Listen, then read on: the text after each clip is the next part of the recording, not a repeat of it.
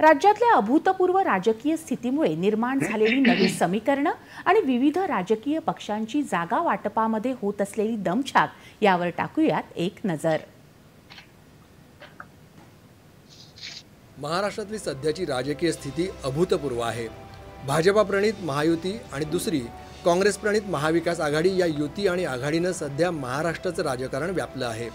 महाराष्ट्रात अशी परिस्थिती याआधी क्वचितच उद्भवली असेल।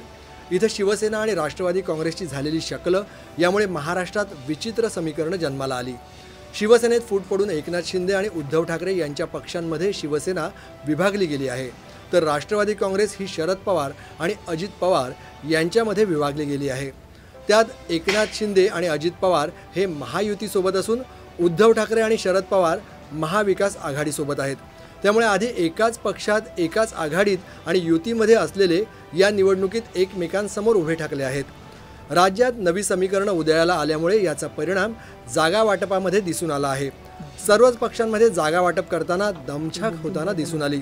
शिवसेना आणि राष्ट्रवादी काँग्रेसमध्ये पडलेल्या फुटीमुळे कार्यकर्ते विभागले गेले आहेत। तसंच उमेदवारीसाठी इच्छुकांच्या इकडून तिकडे सुरू असलेल्या उड्यांमुळे पक्षांमध्ये काहीशी गोंधळाची स्थिती देखील आहे। महायुती आणि महाविकास आघाडीमधल्या घटक पक्षांमध्ये स्वतःला जास्तीत जास्त जागा मिळवण्यासाठी चढाओढ दिसून आली। महाविकास आघाडीत जाण्याच्या मार्गावर असलेल्या महादेव जानकर यांच्या रासपला महायुतीतच ठेवण्यात महायुतीतल्या वरिष्ठ नेत्यांना यश आलं, तर बंडखोरीचा पवित्रा घेतलेल्या अनेक बंडोबांनाही थंड केल्यामुळे युती आणि आघाड्यांमध्ये काही जागांचा मार्ग मोकळा झाला। 2009च्या निवडणुकांमध्ये मतविभाजनासाठी कारणीभूत ठरलेल्या मनसेनं या निवडणुकीच्या पार्श्वभूमीवर भाजपा नेत्यांशी चर्चा केल्यामुळे काही काळ संभ्रमाचं वातावरण निर्माण झालं होतं। मात्र मनसेच्या गुढीपाडव्याच्या मेळाव्यात राज ठाकरे यांनी महायुतीला बिनशर्त पाठिंबा जाहीर करत या चर्चेला पूर्णविराम दिला। यावेळी सर्वाधिक चर्चेत राहिली ती वंचित बहुजन आघाडी। महाविकास आघाडीसोबत झालेल्या चर्चेच्या अनेक फेऱ्या झाल्यानंतरही फलदायी मार्ग निघू शकला नाही। त्यामुळे प्रकाश आंबेडकर यांच्या नेतृत्वाखालील वंचित बहुजन आघाडी ही निवडणूक स्वतंत्रपणे लढत आहे। मात्र वंचित बहुजन आघाडीनं बारामती, कोल्हापूर आणि नागपुरात महाविकास आघाडीला पाठिंबा दिला आहे।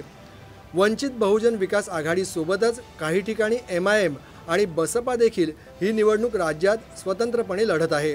त्यामुळे या निवडणुकीत महायुती आणि महाविकास आघाडीसमोर अन्य पक्षांचं आव्हान देखील आहे, तर दुसरीकडे फूट पडलेल्या शिवसेनेच्या आणि राष्ट्रवादी काँग्रेसच्या दोन्ही गटांचं आणि उमेदवारांचं वैयक्तिक राजकीय भवितव्य देखील या निवडणुकीत पणाला लागलं आहे।